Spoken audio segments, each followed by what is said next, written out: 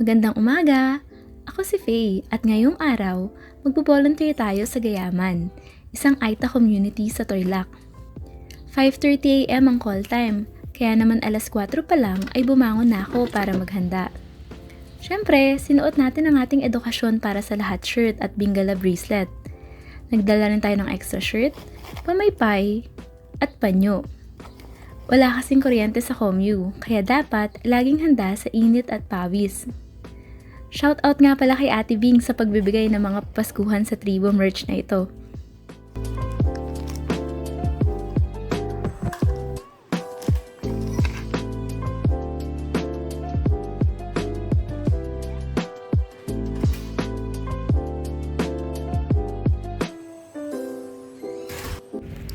Pagkatapos maghanda, naglakad na tayo papunta sa toda ng tricycle para makarating sa Marquee Mall, kung saan ako pipick upin ng Team Manila van.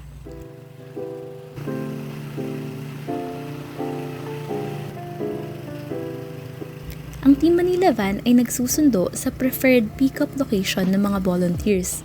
Ngunit paalala lang na mahalagang dumating sa takdang oras dahil bawat oras na ginugugol sa paghihintay sa mga latecomers ay oras na nawawala sa paglilingkod sa Comu. At ayan na nga, nakarating na tayo sa bus terminal ng Marquee Mall at hinihintay na nating dumating ang van. Ayan na, kikidnapin na tayo! Charot! Na-miss ko ang iconic silver van ni Kuya Chad, pero syempre, mas na-miss ko mga kapwa volunteers at ang ating mga katutubo.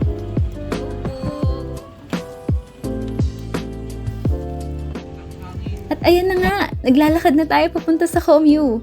Siyempre, sinalubong tayo ng may init na ngiti at yakap ng ating mga nanay at bulilits.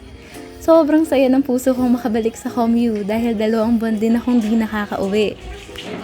Pagkadating, itinabi ko muna ang mga parol na ginawa natin para sa Comu para naman hindi na ito nakakalat sa loob ng ALC. Pagkatapos, nag-sort tayo ng mga damit na iririgalo natin sa ating mga katutubo. Tinulungan din natin si Teacher Danny maggupit ng mga learning materials para sa Team Kabataan.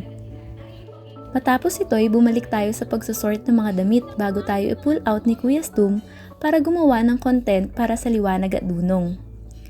Dinalaw natin ng Team Kusina at tumulong sa paghihiwa ng mga sangkap at pagpipirito ng tokwa. Ang menu natin for today's video ay binagoongang talong at tokwa. Sobrang sarap! Pagkatapos dumalaw sa Team Kusina, sumama tayo sa Comu tour ng mga first-time volunteers at nakipagkulitan sa mga bulilits habang hinihintay ang oras. Pagkatapos ng masarap na tanghalian, na mas pinasarap pa ng pagsasalo-salo, nagsimula na rin ang mga activities ng mga bulilits, sa pangunguna syempre ni Teacher Danny. Ang lesson ngayong araw ay maayos versus magulo. Nais nating ituro sa mga bata paano at bakit mahalaga maging organized.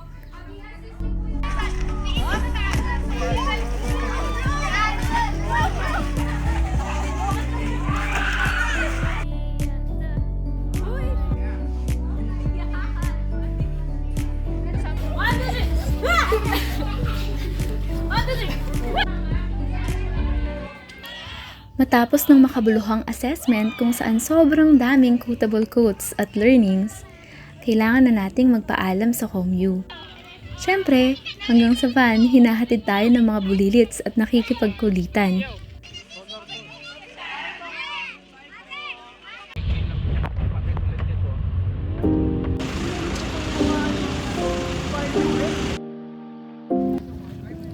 Bago umuwi, nagsa-stop over muna ang Team Manila sa Mabalacat para bumili ng pagkain o di kaya naman ay mag-CR.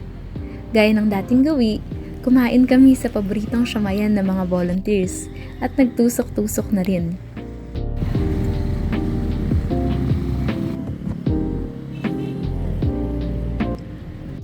Matapos ang masaya at makabuluhang araw ng paglilingkod, kailangan na nating magpaalam. Pagkatapos akong ibaba kung saan ako pinick up kaninang umaga, sumakay na ako ng jeep pa uwi. Kung mapapansin ninyo, nagsimula ang volunteer day natin na wala pang araw. At nagtatapos ito ngayon na wala na ang araw. Nakakapagod? Oo naman. Convenient? Hindi talaga. Pero bakit nga ba, kahit nakakapagod at hindi convenient mag-volunteer, paulit-ulit pa ring bumabalik ang mga volunteer natin kahit galing pa sila sa iba't ibang malalayong lugar?